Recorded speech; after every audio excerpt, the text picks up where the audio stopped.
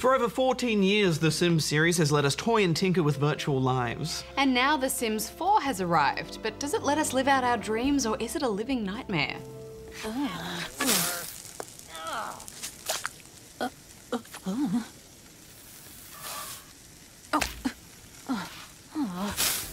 For those who may have never heard of The Sims, there's no defined end or way to play. You basically just watch some people and interfere with them as you see fit.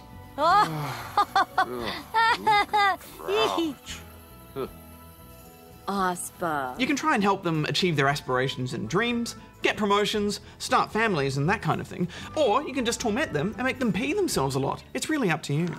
Oh, Narga, Grobe. Now, Budge, I've never really been a huge fan of The Sims. The idea of it just doesn't really grab me. I love the city builders, and I kind of liked Sims Medieval since there seems to be a bit more purpose and the setting was great. But this all just kind of feels a bit menial and pointless. But Hex, such is life. Who knows what the point of it all is? Well, yeah, but I like games to take me to amazing new worlds and tell interesting stories, not make me cook and clean and fix toilets and then go to work so I can afford a better fridge. Well, that's one side of the game. What I play The Sims for is to mess with people's lives. Yeah, and I did come to this with an open mind, as always, but I just wanted to put that out there. What I really like to do is create a whole bunch of characters which are all named after my friends and see which of them have babies together.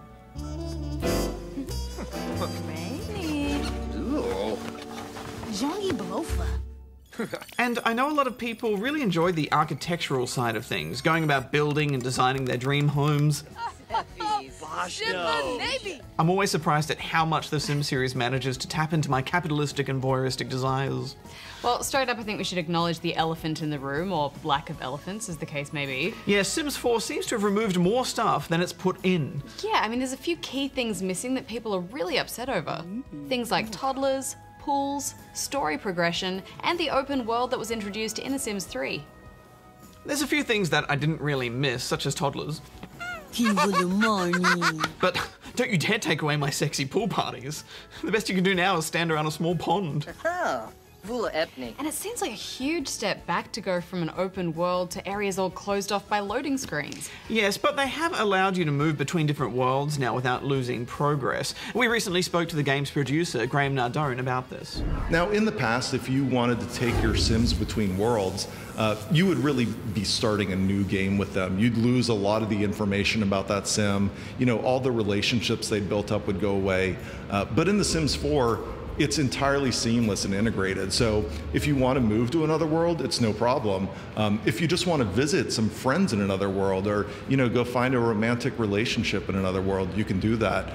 If you're just going to go, visit the park in another world and just have a nice day with your Sims, it's all entirely possible, and it's very quick and easy to do. So, no more barriers really. It's the whole world. All of your content's available to explore at any time.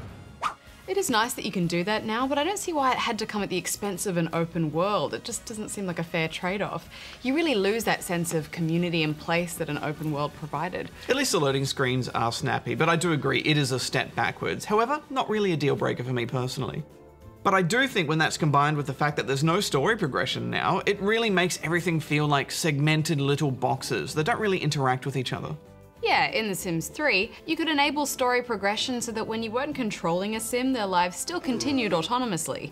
They could get jobs, get married, and have kids and all that stuff. But that's gone now. Yeah, it's basically been stripped right down to auto-aging. So when you're not controlling your Sim, they'll just grow old and die, but that's about it. It's sad to see that gone now because it gave the Sims a real sense of having their own lives, and that's kind of important for a life simulator. I think what worries people is that The Sims has a long history of getting expansion pack after expansion pack. Which is fine, but not if they're going to start charging us for expansions that include features that we expected to be in the main game. Yeah, and while it's not really fair for us to criticize stuff that they haven't put into the game, the cynical side of me thinks that maybe they've left stuff out to sell it to us later. And that may not be the case, but it is how I feel playing this game. And I think if they don't bring toddlers and pools back as free DLC, then there'll be a lot of fans out there who spit the proverbial dummy. But let's talk about what they have included. Yeah, so the first thing you'll notice is that the Creator Sim tool is a lot more fluid and easy to use.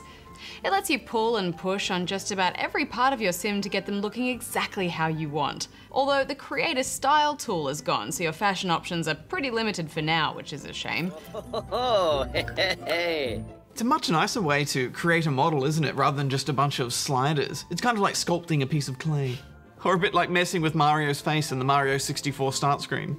The best part is, if you like making weird, ugly, and crazy looking characters, The Sims 4 is the perfect place to do it. Meet Clown Guy. Look at that strut. Oh my.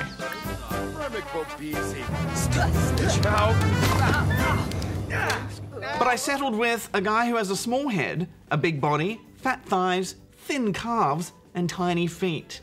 And he was blue and also insane. I have to say, Bajo, you've really outdone yourself this time. Yeah, I'm pretty happy with it.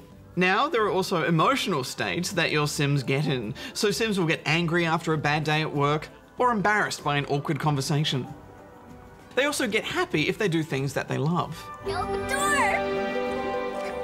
Yes! And these all affect how they interact with other Sims and how they perform at various tasks. They also offer up little objectives and conversation options for your Sim to do. So they might want to call a friend or make a self-deprecating joke if they get embarrassed. Bad and grub, eh? And if you do the objectives, you earn some special points that you can spend on traits and potions to give your Sim various buffs. It adds a nice little bit of complexity to a Sim's character and interactions, and it's good to have those little goals to work towards. But overall, I don't think the emotional states really added a lot to the core experience of the game. Yeah, I mean, it adds a nice layer, but it's hardly revolutionary, is it? No. But one thing that was much more welcome is the ability for Sims to multitask. So, for example, a Sim can be watching TV or having a meal and still carry on a conversation with other Sims. Yeah, it definitely makes them feel more genuine and alive rather than just an automaton that goes from one task to the next. Though I found it a bit annoying how they'll just keep doing some tasks forever unless you tell them to stop. Yeah, but also I think now if you just leave them to their own devices, they are better at looking after themselves and just living out their lives. They go to work on time, eat, clean up, and all that stuff, so you don't have to micromanage them so much. But if you tell them to maybe practice a skill or play a video game, yes, they will do that at the expense of everything else. They just sit there starving and peeing themselves and missing work until you intervene. Though I suppose we've all been there at some point, haven't we? Yeah, well, speak for yourself. For me, I think the best improvements are in the build mode. I liked how you can simply click on what part of the house you want to build, or just do a search for them. It makes it so easy to find what you want. And now there's pre-built, fully furnished rooms you can just plonk down if you can't be bothered building things yourself. It's also possible to edit wall height and foundation height to give architects a few more options. It would have been nice though if your foundation height wasn't applied to your entire house so that you could do split level houses, for example. Yes, that would be a nice addition. And there's no garages or basements either, and of course no pools, but we should wrap this up. Final thoughts, Hex? I think it's a big step back for the series. I mean, as someone who doesn't really enjoy the basics of this game, there wasn't a lot here to change my mind. To be honest, I found it a bit dull, so I'm giving it 5. Yes, well, the developers have said they needed to pick which features to focus on during development. So obviously they couldn't put everything that was in Sims 3 and all of its expansions into this game. We do know that new features will come in time, but I don't think what they've put into this game makes up for what they've taken out of it. And it's hard to recommend Sims 4 next to Sims 3, which is so fully featured. The best part about it is the Sims themselves do feel more real, and that's a pretty big bonus. So I'm going to give it 7 out of 10.